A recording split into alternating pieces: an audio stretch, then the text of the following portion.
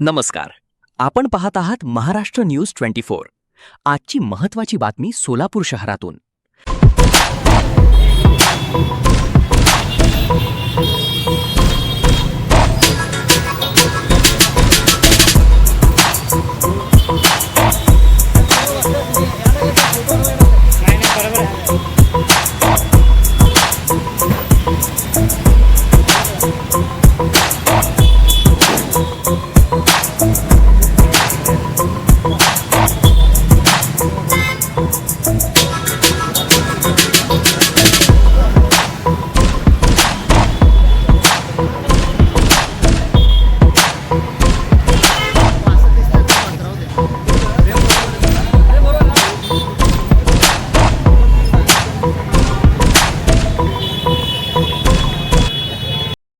पंधरा ते 17 दिवसापासून सोलापूर शहरामध्ये असणारे अवैध धंदे आणि अवैध धंद्यांना पाठीशी घालणारे आणि प्रत्येक अवैध धंद्यामध्ये भागीदार असणारे जे काही पोलीस आयुक्तांच्या नावे सोलापूर शहरामध्ये वसुली करणारे बाळासाहेब रामदास गायकवाड, पोलीस उपायुक्तांच्या नावे जे 2 पोलीस अधिकारी या ठिकाणी अवैध धंद्याची वसुली करतात, त्याच्यामध्ये भागवत शिंदे आणि राजू चव्हाण हे पोलीस हवालदार आहेत. यांच्या विरोधामध्ये सन्माननीय सोलापूर शहराचे पोलीस आयुक्त यांच्याकडे मी तक्रारी निवेदन दिलं होतं. त्याच्यानंतर मी सोलापूर जिल्ह्याचे कर्तव्यदक्ष पालकमंत्री सन्माननीय जयाभाऊ गोरे यांना देखील मी या ठिकाणी तक्रारी निवेदन दिलं होतं. त्याच्यानंतर मी स्मरणपत्र देखील त्यांना दिलो, परंतु अशा लोकांवर अद्यापपर्यंत कारवाई होत नाहीये.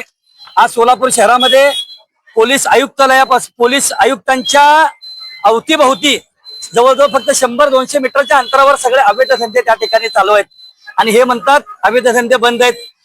कागदावर अवैध धंदे बंद नाही साहेब, प्रॅक्टिकली आता देखील मी इथून जरी गेलो तर त्या ठिकाणी अवैध धंदे चालू आहेत. परंतु ह्या अवैध धंद्यामध्ये भागीदार म्हणून जे पोलीस वसुलदारांची तक्रार मी तुमच्यापाशी केलेली आहे, त्याच्या बाबतीमध्ये आपल्याकडे सगळी यंत्रणा आहे. आपण त्या ठिकाणी लक्ष द्यावं आणि त्यांच्या बाबतीमध्ये जर तुम्हाला खरंच प्रामाणिक असं वाटलं की त्यांच्यावर कारवाई करावी तरच ती कारवाई होऊ शकते. मी आज या ठिकाणी मोठ्या अपेक्षेने तुमच्याकडे 17 दिवसापासून न्याय मागत होतो, परंतु अद्यापपर्यंत तुमच्याकडे न्याय मिळाला नाही. त्यामुळे या ठिकाणी आज राज्याच्या मुख्यमंत्र्यांना मला एकच सांगायचं आहे की आदरणीय साहेब, तुमच्याकडे गृह खात्याला लागून संलग्नित अनेक विभाग आहेत. मी ज्या अधिकाऱ्यांच्या विरोधामध्ये लढतोय ते खरंच आरोपी आहेत की नाही हा देखील विषय तुमच्यापर्यंत नक्कीच तुम्ही जर मनावर घेतलं तर नक्कीच त्याच्यामध्ये ते गुन्हेगार म्हणून ते सिद्ध होतील. आज मला एकच सांगायचं आहे आदरणीय साहेब, या सोलापूर शहराचे तत्कालीन पोलीस आयुक्त सन्माननीय अंकुश शिंदे साहेबांनी बाळासाहेब रामदास गायकवाड यांना बडतर्फ केलं होतं आणि सक्तीची सेवानिवृत्तीची ती कारवाई त्यांच्यावर केली होती.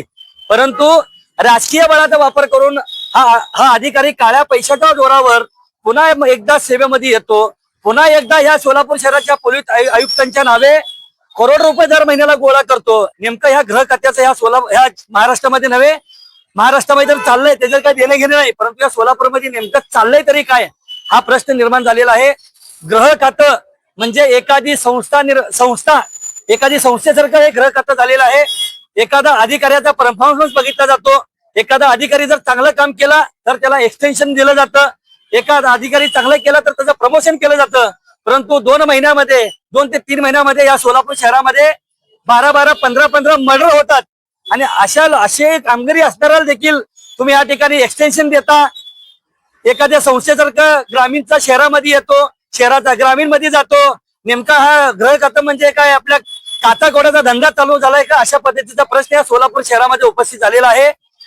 माझी राज्याच्या मुख्यमंत्र्यांना आणि राज्याच्या गृहमंत्र्यांना मला एकच विनंती आहे की आदरणीय साहेब, मी तुमचा गेल्या अनेक वर्षापासून मी तुमचा चाहता आहे. तुम्ही विरोधी पक्ष असल्यापासून मी तुम्हाला ह्या महाराष्ट्राचं खंबीर नेतृत्व म्हणून मी तुमच्याकडे पाहतो. परंतु साहेब, माझ्या या सोलापूर शहराला लागलेली जी कीड आहे तुम्ही ते मुळापासून काढावी हेच माफक अपेक्षा घेऊन मी या ठिकाणी बसलो. आणि ह्या लोकांमुळं आपलं गृह खातं या सोलापूर शहरामध्ये बदनाम होतंय. म्हणून मी आज तुम्हाला अधिरोखितपणे सांगतोय आणि मला नक्की आहे राज्याचे मुख्यमंत्री सन्माननीय देवेंद्र फडणवीस साहेब नक्की ह्याच्यामध्ये लक्ष घालतील आणि ह्या लोकांवर कठोर कारवाई करतील अशी देखील अपेक्षा आज मी 15 ते 20 दिवसापासून जी अपेक्षा साहेबांवर ठेवलो, फडणवीस साहेबांवर, आज तरी देखील अन्यथा बेमुदत उपोषणाला बसलोय, तरी देखील माझा राज्याच्या मुख्यमंत्री देवेंद्र फडणवीस साहेबांवर विश्वास आहे. नक्कीच ते या ठिकाणी लक्ष देतील. विजय कदम सोलापूर शहर जिल्ह्याचा युवकचा अध्यक्ष आहे आणि राष्ट्रवादी काँग्रेस पार्टीचा मुख्य प्रवक्ता म्हणून मी या ठिकाणी काम करतो. अजित दादा.